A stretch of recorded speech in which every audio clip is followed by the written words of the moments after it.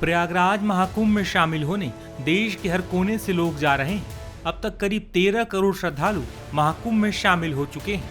वहीं इस बीच एक ऐसी खबर सामने आई है जिसने सभी को झकझोर कर रख दिया है। दरअसल लखनऊ आगरा एक्सप्रेसवे पर भीषण कार हादसा हुआ है। बता दें कि आगरा के फतेहाबाद इलाके में आगरा लखनऊ एक्सप्रेसवे पर उस समय चीख पुकार मच गई जब एक कार डिवाइडर पार करके हाईवे की दूसरी लेन पर चली गई और सामने से आ रहे ट्रक से जा टकराई। इस भयानक हादसे में कार बुरी तरह से क्षतिग्रस्त हो गई है। कार में सवार लोग महाकुंभ से वापस दिल्ली लौट रहे थे। कार में एक ही परिवार के 4 सदस्य सवार थे, जिसमें पति पत्नी और 2 बच्चे थे। इस दर्दनाक हादसे में कार में सवार 4 लोगों की मौत हो गई है।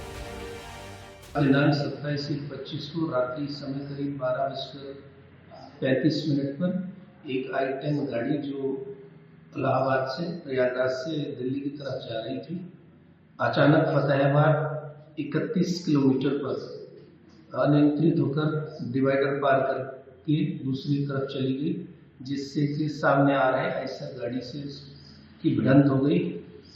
मौके पर 4 लोगों की मृत्यु हो गई। मृतकों को एसएम हॉस्पिटल भिजवा दिया गया है।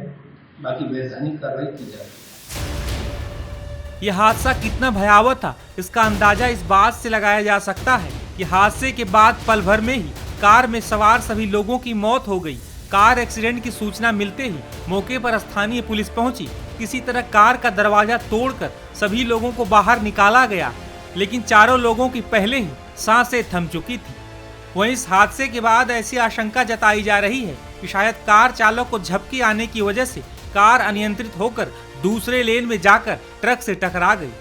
पुलिस ने सभी शवों का पोस्टमार्टम कराया है और मृतकों के परिवार वालों को इस हादसे की सूचना दे दी गई।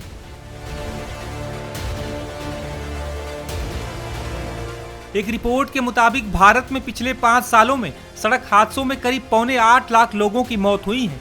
इनमें सबसे ज्यादा 1.08 लाख मौतें उत्तर प्रदेश में हुई हैं। इसके बाद तमिलनाडु में 84,000 मौत और महाराष्ट्र में 66,000 लोगों को सड़क हादसे में अपनी जान गंवानी पड़ी है।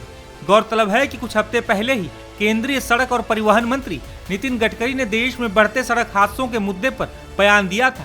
इस दौरान नितिन गडकरी ने यह जानकारी दी थी कि देश में हर साल करीब 1,70,000 लोगों की सड़क हादसे में जान चली जाती है। हमारे देश में दुर्भाग्य यह है कि रोड एक्सीडेंट की संख्या लगातार बढ़ रही है। 4,80,583 क्रैशेस हुए और मरने वालों की संख्या जो 1.5 लाख थी वो 1,72,890 हुई है। नीति आयोग और एम्स के रिपोर्ट में यह आया है कि 30% ऑफ द टोटल डेथ जो है वो ड्यू टू जो मेडिकल इमरजेंसी में जो सर्विस मिलनी चाहिए, एक्सीडेंट जिनका होता है उनको न मिलने के कारण मृत्यु होती है। और इसलिए ये कैशलेस ट्रीटमेंट की स्कीम लाई है। इसमें जो व्हीकल इंश्योरेंस होगा उसमें 7 दिन तक का खर्चा या 1.5 लाख रुपए, इसमें से जो भी होगा उतना 1.5 लाख रुपए तक वो उनको तुरंत मिल जाएगा। ये हमारा जो प्लेटफॉर्म है आयुष्य का और हेल्थ कमीशन का, स्टेट गवर्नमेंट के नेशनल हेल्थ अथॉरिटी और उनके corner police, hospital, state health agency, तुरंत ये पैसा मिलेगा। सम्मान्य सदस्य ने जो कहा है कि पायलट प्रोजेक्ट के रूप में आसाम, चंडीगढ़, पंजाब, उत्तराखंड, हरियाणा और पांडिचेरी यहाँ स्कीम शुरू हो गई और 2100 लोगों की जान इसमें बची है। और अभी मैक्सिमम ट्रीटमेंट अमाउंट जो है वो केवल 1,25,000 रुपये तक देनी पड़ी है।